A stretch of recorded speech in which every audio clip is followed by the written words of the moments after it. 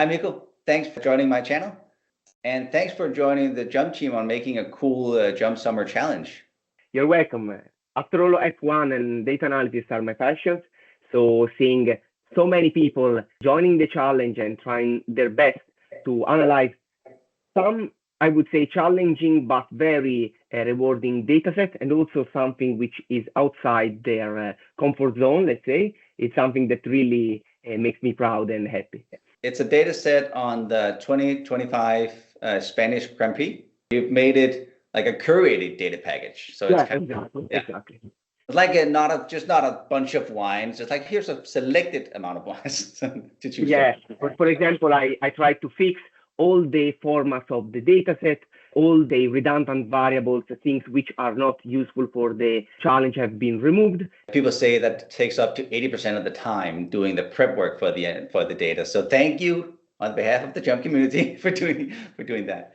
But still, there's 29 columns, and we'll just run through the different variables. Yeah, but let's dive into it. Why do I have this background? Yeah, because it's the prize for the prize. You can win this awesome Lego car if you make the best visualization. So I thought that would be a fitting background for the video. So I have the Jump Summer Challenge dataset right there. If you don't have it, there's a link on how to get it. And if you don't have Jump, you can get a free trial by going to jump.com/try. And the data is provided as a Jump dataset. So getting it into Jump is really simple. I'm just going to drag it. And here we have the data. I found on our Jump community like a description of all of the columns. Just to add some additional context before we get started into the columns, it's the lap timing data. It's the kind of data that you see, for example, on the monitor or on your TV, if you are following the race also with the lap times. After each lap completed by a driver, you will get one corresponding row, which gives you most information about that lap. So 1,203 rows means that in total, 1,203 laps were completed by the 20 or so drivers during the Spanish Grand Prix. This row is Verstappen's second lap. And anything that is going to the right is information on Verstappen's second lap. What's a speed trap? So the speed trap is the like the speed camera, okay? It's the camera which reads the speed of the vehicle as they go over that point, okay? Normally it's a bit sooner than the actual braking point. So the top speed of the car, the maximum speed reached through the lap, is normally a bit higher than the one measured by the speed trap, because the car continues to accelerate even after that. But the speed trap gives you a comparable measurement at the exact same point for each lap completed. So it tells you how high was the straight line performance at the end of the straight. So, for example, how powerful was the engine, or how low was the aerodynamic resistance, this kind of stuff. That's a very useful number. I guess the red one is sector 1, the blue one is sector 2, and the yellow one sector 3. Yeah, exactly. You can see also the corner numbers, but the corner numbers and the corners themselves don't appear in the dataset, but you can see, for example, how many corners and which type of corners are inside each sector. I'll just read through this one, then I'll ask whether you have anything more to add. Driver, they will have the Formula 1 driver code. For example, if you see HAM, it's just the abbreviation for Lewis Hamilton. Okay, so Verstappen. Driver number? Just the number associated to that driver. Okay. You could actually just discard this and use driver. Okay, yeah, exactly. I suggest that. Is this not also their starting position? So no, that is a permanent racing number. You see, okay, because in this case it was a bit misleading, because in the case of Verstappen, you see the number 1, but just because he's the winner of the last year's championship. So his driver number is temporarily 1, as long as he's the reigning world champion, okay? But for other drivers, like for the previous example, Hamilton, you will see 44 and so on. Lap number, the lap index for the race session. Stint is the consecutive set of laps made on the track without pitting. Then, as you pit, for example, for fresh tires, and you emerge again onto the track, that is the second stint, and so on. So Verstappen had 13 laps on his first stint, then he went into pit stop. Second step was from 14 to 29, and then he had a third stint that was from 30 to 47. Then he had 48 to 55, and then finally he had a fifth. You can say you can divide his race into 5 stints. Exactly, exactly. This is very uncommon, having 5 stints. Normally you have 2 or 3, but that race was crazy, and it's also one of the reasons why I chose it for the challenge. A lot of things to analyze, alternative strategies, and so on. If you haven't watched the race, there's an 8-minute recap on YouTube, and I watched that, and I just noted down all the laps at which something weird happened. So I think I'll keep this. Once I start analyzing the data, I'll see whether I can recognize these lap numbers. So for example, we had Alonso in lap 14 had a gravel drive, and I guess I will be able to see that in some speed somewhere, that his lap 14 was measurably slower because he was driving in gravel. Yes, and especially look at the sector time in the specific sector in which he went off, because you can expect him to be significantly slower in that sector specifically. All right, but let's continue down the one. So we have speed 1 and 2, intermediate speed recorded at the end of sector 1 and sector 2. I will explain all of 4 at the same time. So the speed measured at the end of the first, second, and third sector. So at the end of the first sector is at the end of the red stretch. So right before turn 4. Speed 2 is the speed at the end of the second sector. So right before turn 10, and then speed at the finish line, which you could also call speed 3, is the speed at the finish line. So at the end of the third sector by definition. So, and that's it. While the speed ST is the speed at the speed trap, so the one measured there. So you can expect the speed at the speed trap to always be higher than the one on the finish line, and taking the difference of the two will tell you how much the car accelerates after the finish line, but before the following corner. So it also helps you track the acceleration of the car and not just the final value. Just to give you some ideas for the analysis as soon as they come to my mind. There are some cars which reach the same speed trap value, but some of them do because they have a great exit out of turn 14, out of the last corner. So they are very quick out of the corner, but then don't accelerate much. Instead, some others have, for example, bad exit out of turn 14, but due to high engine power or the use of DRS, for example, they still reach a high speed at the speed trap. Is personal best? Yes, no, false, true? So that tells you if that lap was, at the time it was completed, the personal best lap for that driver. So, for example, if they did 1 minute 15.2 on lap 1, and then did 1 minute 14.9 in the following lap, the second lap will be their personal best lap. Then it gets maybe beaten again in the following lap, but anytime the lap time is better than any other lap times made so far by the rider, it gets marked as a personal best lap. But wouldn't the second one almost always be true then? Yeah, because the first lap you start from a standstill. So we can just really quick show that. So this is actually an interesting shot. The dark green is someone made a personal best. There's areas where there seems to be a higher likelihood of making a personal best for some reason. That's really kind of interesting.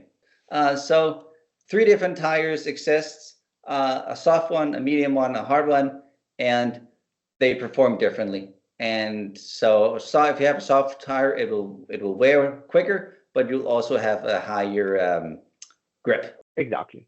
Yes. So tire life, number of laps completed on the current tire. I don't understand. When is a tire not new? So if you did like 3 laps on that tire in qualifying the day before, You can still use it for the race, but it's not a fresh tire anymore. It's a used tire. So fresh tire is set to false. In fact, you can see that that was his very first lap in the race, and yet the TireLife column started from 4, not from 1. Some reason it's called X, so in really it should be called TireLife, and I don't know if I wonder if that's so if everybody has this problem, X is TireLife, and fresh tire is whether it's been previously used for something.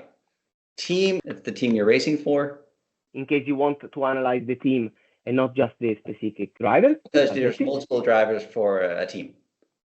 Track status, so 1 is just normal, and 4 is safety car, 8 is virtual safety car, and so on and so forth. For this specific race, look out for code 4, because the race was disrupted, let's say, by some event. I won't spoil you anything. So keep an eye on that column, because it can tell you why at a certain point the drivers are now pitting or lapping more slowly and so on. So most of the time the track was clear, code 1, but on a few laps it was code 4. So the safety car was deployed. The drivers had to drive very slowly. So it gives you some crucial context. Interesting. Position is that driver's position at that point. Yes. So at the end of that, which was their position? Were they first? Were they 11th? And so on. So so only Verstappen and much more time Piastri were first. Deleted? Deleted means that that your lap was invalid. Okay. Then DeletedReason tells you why. If you have 4 laps deleted due to track limits, you get a time penalty at the next pit stop or at the end of the race. Okay. Okay. LapTimeSeconds is the time for that particular lap. So in other words, Verstappen's first lap took 83.696 seconds. The time of pit stop, pit out time seconds and pit in time seconds are only present when the driver goes into the pit and so also emerges out of the pit. What it tells you is the seconds after the start of the race at which the driver entered the pit in the case of pit in time seconds, or exited the pit in the case of pit out time seconds. So in the case of pit in time seconds, the value you are showing here, 4,600 and so on, it means that the driver went into the pit 4,600 seconds after the start of the race. So a bit over 1 hour. Use the lap number to understand when the driver pitted, and then take the difference, for example, between the pit out time seconds and pit in time seconds to understand how long was the pit stop. This is the amount of time spent in the different sectors, right? So the time in section 1, 2, 3, so cool data. And so if you sum the 3 columns, obviously you get the lap time, because the lap is into the 3. But this tells you, let's say, how good was the performance in each of the sector. Like if one driver was particularly slow in one lap, you might look at the distribution of the single sector time to see if you have some outlier in one specific sector, meaning that, for example, the driver made a mistake in that specific sector and maybe not in the others in which was as quick as ever. And the last LapStartTimeSinceStartSecond. So so it's cumulative time he's been racing. Yeah, this is a really reference to the start of the race. Okay. So for example, by definition, lap time since start second is always 0. It's just cumulative, right? So this one and this one will add up to that one. Yeah, they should. Let me see if I can quickly do that. New column, time, and then we'll do a formula.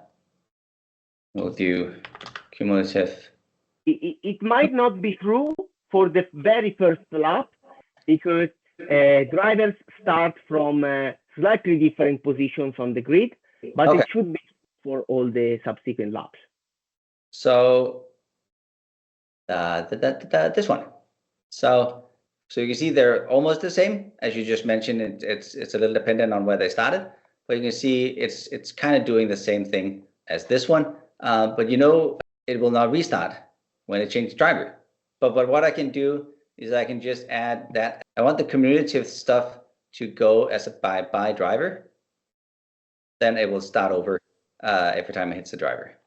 Yes, and also notice that the lap start time value for one lap is equal to the lap end time for the previous lap. Lap end. Okay, so yeah, that will be the. Why is this not just directly the same as this? But that's for the very first lap. So I think that if you do it for the following lap, it should sum up. Okay, so this one minus that one should equal this one. Yes, and it seems so. Yes, it is. Okay, so I can do a new formula column, combine, difference. So that is correct. Okay. So it's not necessarily true for the very first lap, as I told you, because different drivers are starting on different positions on the track. So they don't cross the start line at the same time, but overall it is true. And okay, you have the lap start time, the lap end time, but you also have this information not just for the, let's say, lap for the finish line, which is the end of sector 3, but also for each sector individually. Cool. We made it all the way through. I'm so excited to analyze this data. I did this video for me. And I'm so happy if anyone can use it, but this was really just for me because I really appreciated this. It's gonna make it so much more fun, go through the data. My suggestion is in order to get confidence and in order to start gathering some understanding of the dataset, to start with something simple, like for example, filtering one driver, looking at their own lap times throughout the race. So lap times against lap. You already start looking at some trends, like for example, if the lap times increase or decrease through the race, they might be the specific stints the driver is making. My suggestion is not just for this challenge, but in general, anytime you have to do some exploratory data analysis, is to start with something you understand and is very simple. That will give you additional ideas. A comment I want to make for people who are new to jump is to stop looking at the actual data and get used to the idea of looking at this column list, because anytime you make an analysis in jump, you will make it via the column list. To start, I would, the suggestion for those doing the challenge, I would be even more focused, like using just the lap time seconds, the driver, the compound, the tire life, and that's it. I wouldn't use anything else. Obviously, also the LabNumber. That's it. So 5 columns are enough to start, in my opinion. So LabNumber, in order to make your life easier going forward, highlight these as such as what I've done. Right click here and then say group, because then you get them in a group here. Let's just call them start here, columns. And then for the other ones, I'm gonna just also group them and say that this is other, because now this is much more nice to look at. And if I then go in and make a graph, you can see I can just say, okay, this is my life. I don't have 29. I have two groups, and I will start up just by this one. I didn't know that you could do this. So it's kinda, I use it a lot. So another thing I would do is, like you're saying, like these ones really fit together, so there could be a group, and these speeds were all really kind of saying the same thing. That's a measured speed at some point. So I would definitely group those. So it can speed measured. And once you start doing that, it will really make your life so much easier when working in jump. So now I have start here columns, I have the speed measured, and I want to have these LapTimeSeconds as well, because they were kind of cool. I'm doing what you're saying me not to do. But that's how it is. And then now I'll stop. Now I'll call all of these ones just other. for example. That they have kind of a cool, what can we call this group? Nerd stuff. Only if you are a real F1 nerd, you will look. Nerd info. Okay, that's cool. That's cool. Okay, so so you can agree with me that this is much easier to look at than just having a list of 29 columns. And especially because once you get used to working in Jump, you always have to look at this. So spending some time making it a little nicer for yourself is time really well spent. But I will take your challenge and try to make something only with these 5 columns. And what you mentioned was that the LapTimeSeconds would of course be interesting. So let's just do LapTimeSeconds by driver. So now I have everyone's lap time. And one thing that kind of jumps out at me is that some people have bigger variation than others. Also that the distribution, okay, is different driver based on driver, but there are some common trends. You have a cluster of lap times around low values, and then you have several outliers in the higher part. So you have a few very, very slow laps and many fast laps. The reason why you have those slow laps is due to the safety car that we had at the end. So if you want to analyze the lap times, you should do 2 things first. To exclude the laps in which the track status was 4, and also to exclude the laps in which the driver pitted.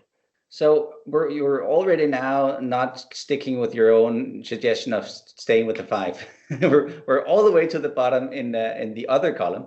So I'll take these 2 and make a new group. So you're saying if there's a number in any of these 2, you want to exclude it if you want to have an actual picture of that driver's performance. That lap time is not representative, obviously, of his real pace, of his real performance. Let's just do that. So instead of having them separately, I want to have the ability to filter on if it's not empty. So I'm going to make a new column that I'm going to call PitIt. Okay, and then I'm going to go in and make a formula saying if the sum of these ones are higher than 0, then you know what? I'm just going to go with 1 and 2, or 1 and 0. Then okay, so now I have a 1 if there's a number, and I have nothing if which is actually not what I wanted. So let's go back to the formula. So so it's saying if it's missing, it's not even a value, then that's why it'll turn out as missing. But I can work with missing data in Jump, which is a kind of cool thing. So a big thing in Jump, as you already mentioned, is the ability to filter out really quickly. These are not a true representation of how fast that driver can go, because hey, there was a safety car in front of me. Like I didn't have the range. There was a freaking car in front of me that I couldn't pass. Or he was in the pit. So you can either go to there and then say local data filter, but I am a sucker for shortcuts. So look at that little figure as a local data filter. That's the same one that I have right there. And also if I go to analyze distribution, that little symbol there is the same symbol there. So I'm kind of understanding where all the shortcuts are.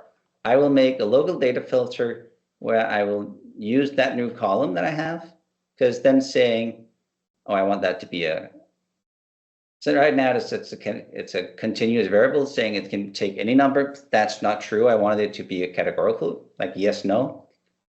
So now I turn it to red, because it's just so much easier to filter on categorical, because then I can say I only want to look at missing.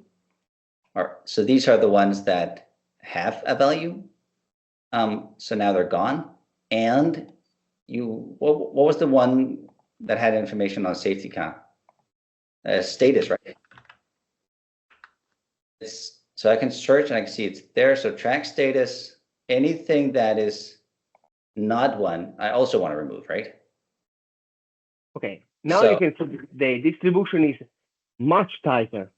It's, let's say there are almost no lap times above 90 seconds, while before we had many over 120, for example. So now the laps are representative. Just for further improvement, the last thing we might have is to exclude the first lap because the drivers were starting from different points on the grid and from a standstill. So if you also remove that, I expect the few remaining outliers to be really laps in which the driver was slow due to some issue, due to some mistake, and not due to some external condition. So, okay. So yeah, for example, you can see Alonso, what you mentioned, watching the race, he has one outlier. He's the only driver who really has one lap which is abnormally slower than the others. It's above 90, okay? So that's a real outlier, which is not explained by the fact that it was the first lap, not explained by a safety car, and not explained by the fact that he was pitting, okay? That was true. So you might now investigate which lap it was and investigate in which sector he went off by looking at the data, if he was slower also in the other sectors or just in that, and so on. I wonder if the compound of the tire has any difference. Since it would seem that, yeah, well, that's the thing you could ask Jump, right? Is that statistically significant? And I think I like in Jump is that I can just drag it and start saying, does that tell me something? Is that, okay, that's actually quite interesting. If I overlay it like that, I can see I have softer being higher than medium, meaning if you drive a softer, let's also only look at a few of them. So it would seem that medium is more stable and softer is more all over the place, but also have a tendency to be higher. Yeah, in this analysis, you are looking at one variable, which is the compound. And the reason you might see some spurious trends is because you are not checking for the other big variable, which has an impact on performance. Okay, obviously the tire life, but the tire life you will see in the shape of the distribution. So you are already looking at that. The other one, however, is the fuel inside the car. They start with a full tank. They cannot refuel. So from the start to the end of the race, they lose or almost all the fuel which is inside the tank, which is around 100 kilo. So it's a lot.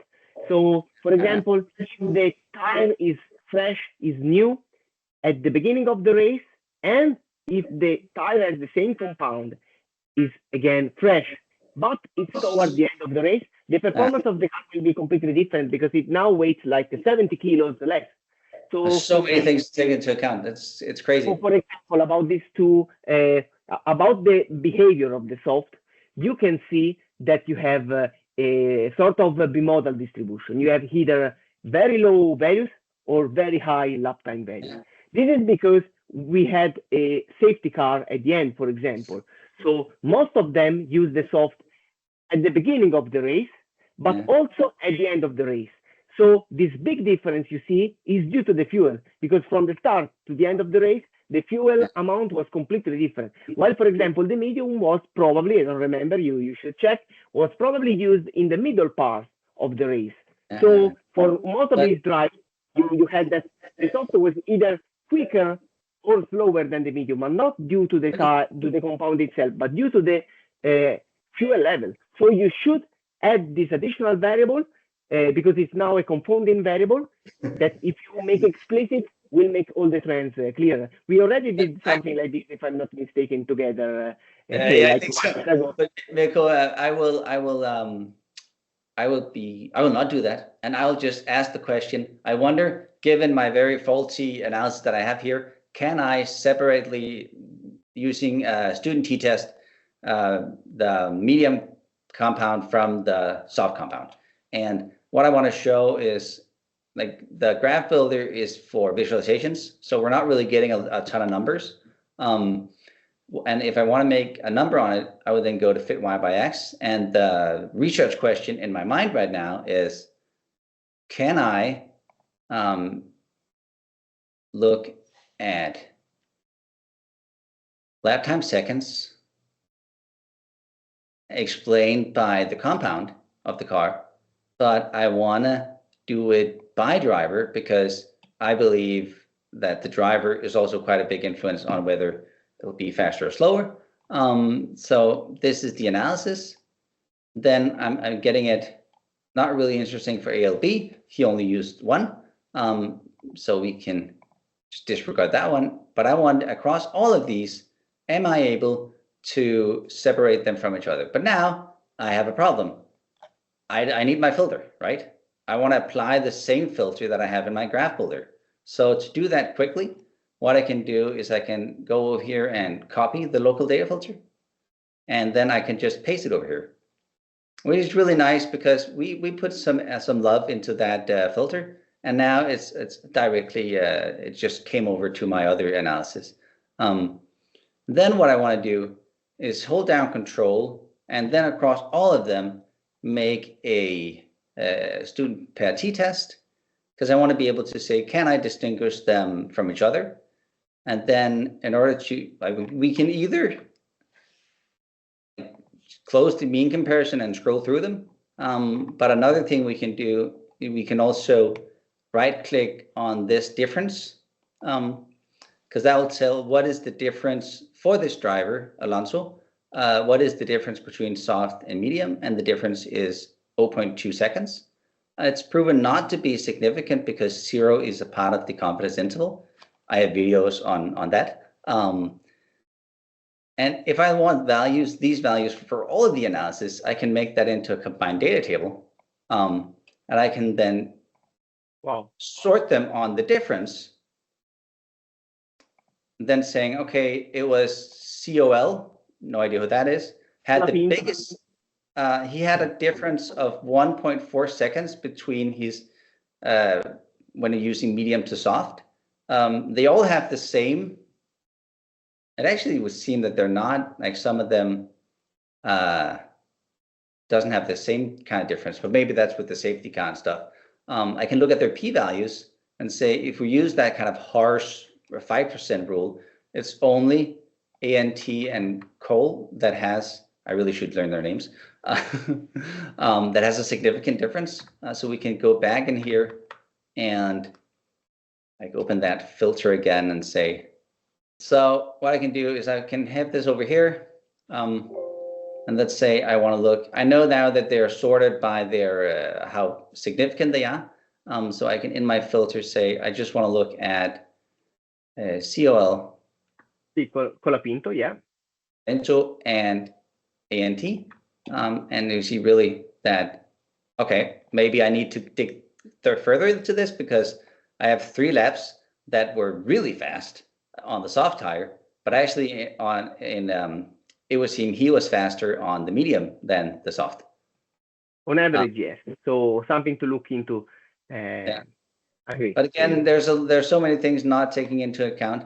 I'm going to spend hours digging through this data, and we could. There's no end to how long we could talk about this. So thank you so much for giving me this opportunity to go through this data with you. I have no doubt that this will spark the people's imagination on what can be done with this data. Again, thank you so much. It's been a real pleasure, and I really hope we can do this again sometime.